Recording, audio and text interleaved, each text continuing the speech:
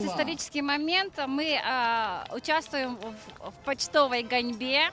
Отправляется почта, депеша, как в былые времена, 272 года назад. Государевы ямщики возили почту. Точно так же мы отправляем нашу почту в Покровск. Почтовых ямщиков сопровождает нынешняя современная почта. То есть мы заменяем казаков, ведем совместно эту эстафету. Вторая гоньба, она идет со стороны Санихтаха до Покровска. Тоже идет сопровождение наших почтовых машин. Но совместное мероприятие, мы очень рады, что мы приняли активное участие. В каждом наследии мы подарили в дар отделениям почтовой связи часы, которые были изготовлены, на которых есть все маршруты почтового тракта. Нынче открыли, стоим на том месте, где раньше была почтовая станция, открыли верстовой столб. Такой же столб, это макет, настоящий столб мы поставим около главпочтамта. Конечно, это событие прежде всего будет служить не только как историческая реконструкция, но и как дань памяти, уважения к нашим ямщикам. Будет служить развитию толерантности, будет служить развитию традиций, культуры наших ямщиков. Поэтому я желаю успешного прохождения нашими ямщиками всего такого далекого, сложного пути.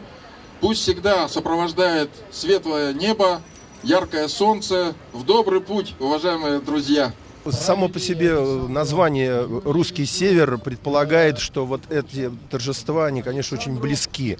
«Русский север» — это фонд, который занимается краеведением, воспитанием патриотизма, проводит экспедиции спасательные, связанные с культурой, не только русской культурой, а вообще историческими какими-то артефактами очень важными.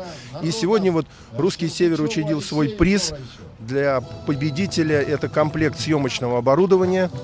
И мы послали книжку вместе с почтой, мою книжку «На оленях упряжках к полюсу холода», чтобы как-то и привлечь внимание к тому, что раньше же почта перевозилась не только на лошадях, но и на собаках, на оленях.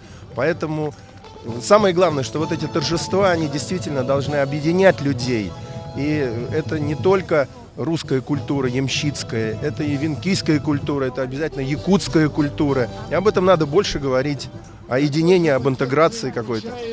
Сегодня мы выехали сюда на место старта с нашей лошадью, которую зовут Адмирал, наша кошовка.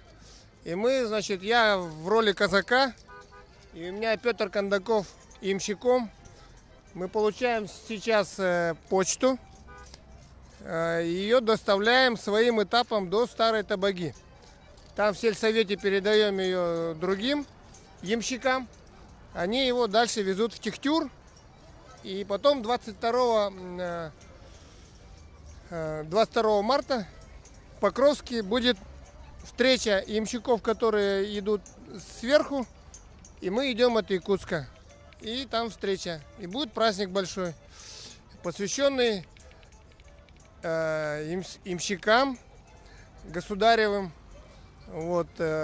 реконструкция этого ямского пути. Такой праздник. Ямщицкие посиделки будут.